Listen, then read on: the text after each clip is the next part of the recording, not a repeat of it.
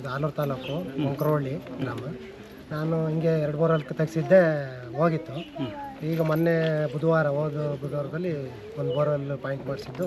ಮತ್ತು ನೀರು ಬರ್ನಿಲ್ಲ, 260 ಅಡಿ ಗಂಟ ಅಲ್ಲೇ ಕೂತ್ಕೊಂಡು ಬೇಡ್ಕೊಂಡೆ ಇಲ್ಲಿಗೆ. ಹಿಂಗೆ ಬಂದರೆ ಈ ಥರ ಬಂದು ಮೊಟ್ಲಕ್ಕೆಲ್ಲ ಕೊಟ್ಟು ಹೋಗ್ತೀನಿ ಅಂತ.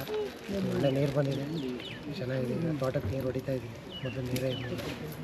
ಇಲ್ಲಿದು ರೋಮನ್ನ ಸತ್ತಿದ್ದರಿಂದ ಮೊದಲೊಂದು ಸಲ ಬಂದು ಹೋಗಿದ್ದೆ ಇಲ್ಲಿಗೆ, ಬೇಡ್ಕೊಂಡು ಹೋಗಿದ್ದೆ. ಆಯ್ತಪ್ಪ, ರೈತರಿಗೆ ನೀರು ಬಂದಿದೆ. ನೀರು ಬಂದಿದೆ. ನಿಮ್ಮ ಹೊಲ ತೋಟ ನೀರು ಬರಲಿ, ರೈತರಿಗೆ ಮಕ್ಕಳು ಉತ್ತಮ ಸಾಕಿ ಒಳ್ಳೆ ವಿದ್ಯೆ ಕಲಿಸಿ.